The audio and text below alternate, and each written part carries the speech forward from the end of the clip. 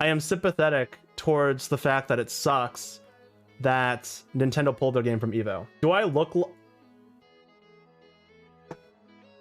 I was about to say, do I look like I'm part of offline TV? And then I realized I had a picture in the corner of a bunch of Asian people surrounding Pokimane. How goes it, everyone? I hope you're doing well. Now, I don't usually make videos like this, but based on what I've recently discovered, I thought that it was important that I shared this information with you. Let's start with the situation as it stands right now.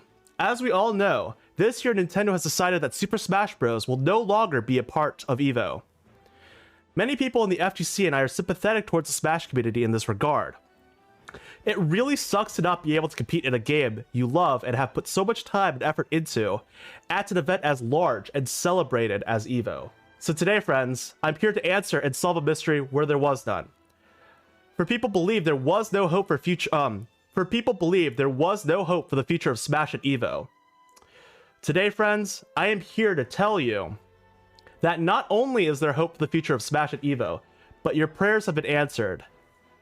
At EVO, the future of Smash is saved. So does anybody have any guesses as to who will save Super Smash Bros. At EVO? Will it be Nintendo? I would say no. For one, the future of the Smash franchise is actually up in the air right now. Sakurai no longer wants to work on it. He wants to work on more Kirby games. And there hasn't been any indication that Nintendo is working on a new Smash Brothers, despite the fact that there isn't going to really be any new content for Super Smash Bros. Ultimate. Also, Nintendo has never really been interested in supporting the competitive Smash scene. And unfortunately, there's really nothing that the Smash community itself can do to save Smash at EVO due to, the potential legal consequences. So all in all, Nintendo simply doesn't want their game at a Sony-owned event. If you can't play Smash at EVO, then what do you do? I think Joby Plays is onto something. The answer is to make your own Smash. You have to make your own Smash game. So who's gonna do it? Will it be Sony, the owners of EVO? I would argue that no. I don't think Sony would be making a Smash game for the purposes of having, Smash at EVO. Particularly because their last attempt, PlayStation All-Star Battle Royale, didn't really work out so well. Let's move on to the next stakeholder, which is EVO itself, the organization. Unfortunately, in this case, I think EVO is just focused on the event that is EVO. So I don't think they're going to be making any of their own games anytime soon. Which is fine, because I think, EVO stands, generally speaking, as an event that's made to host various fighting games. The answer, chat, is none other than Pokimane. That's right. That's right. Pokimane will save Smash at EVO. Pokimane, one of the biggest female streamers and co-founder and chief creative officer of RTS, the company that co-owns EVO, will save the spirit of the competitive Smash community at EVO. Why, you might ask? Pokimane is no dummy. People have been skeptical of her as their new FGC Lord and Savior since her co-ownership of EVO was announced. However, Queen Pokimane isn't messing around. She is tapped in. Hashtag MVC2?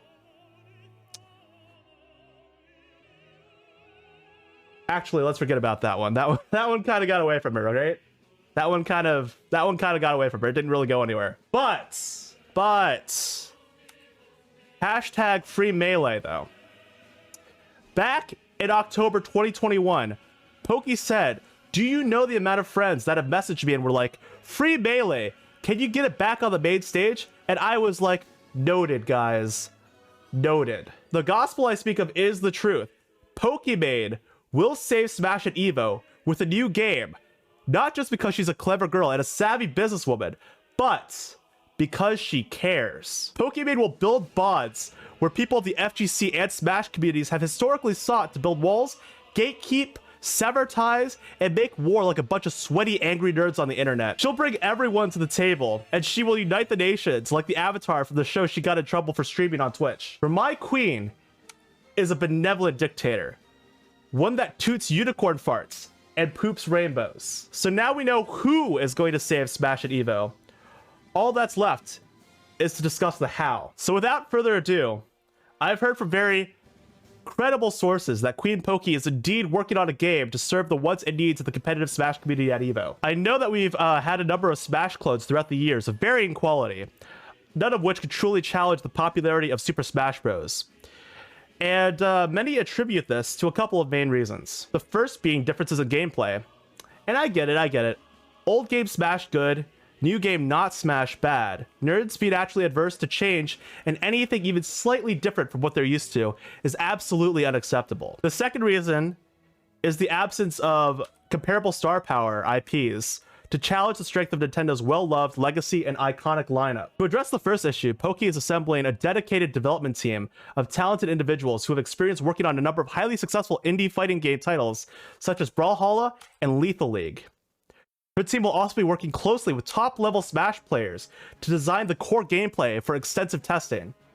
So far, so good, right? The next challenge, of course, is a question of how Pokimane is going to compete with the entire catalog of Nintendo IPs. Does Poki even own any star power intellectual property whatsoever?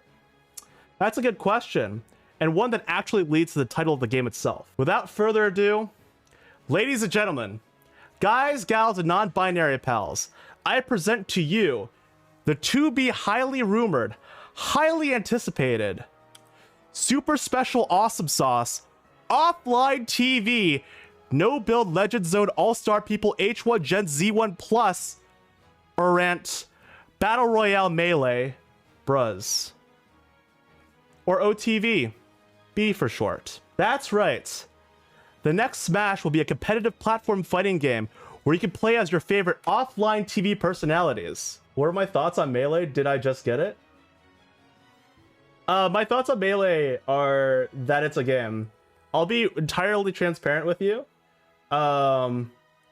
Sleepy, Nurigurumi Fox. Not a big Smash Bros fan, but I am sympathetic towards the fact that it sucks that Nintendo pulled their game from EVO. Do I look I was about to say, do I look like I'm part of offline TV? And then I realized I had a picture in the corner of a bunch of Asian people surrounding Pokimane. So now we know what the game will play like and what it'll be called. And that's all well and good.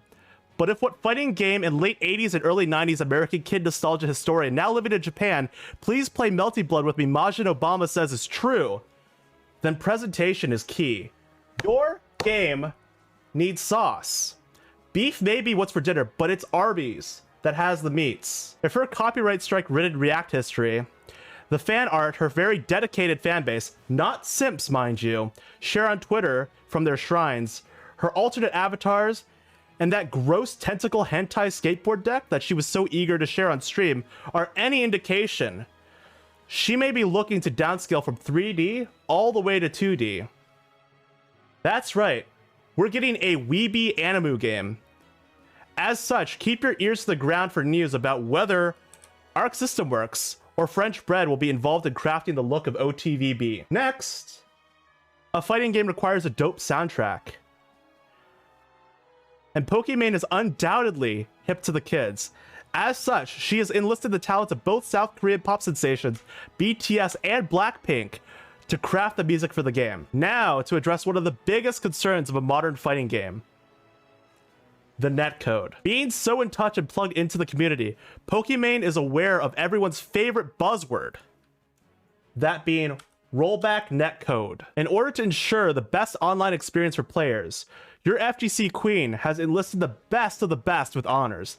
That's right, Pokimane has called upon none other than the Cannon Brothers in order to implement GGPO netcode in OTVB. But scat! The Cannon Brothers are too busy working on Project L for Riot Games right now, you might say. But then I'll have to remind you that the Cannon Brothers are the founders of EVO, and care very deeply for its continued success. And as such, they will also be utilizing the knowledge they've gained from working on Project L with Riot's networking infrastructure in order to provide the best online gameplay experience. And it will be sweet. When can we expect this new Smash to be released? Well, I wouldn't expect it to happen this year. While we might get an announcement as early as EVO 2022, I wouldn't expect the release date to be at least until early next year. Definitely before EVO 2023 though. The Smash players won't have to wait too long for their return to EVO. God bless Queen Pokimane, am I right?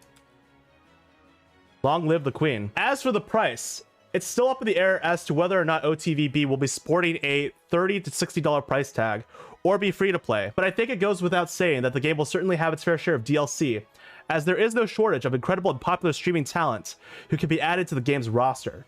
And personally, I've got a few ideas, so let's discuss. Well, I don't think we'll be seeing an outright cameo of Mr. PhD Less Than Respectful.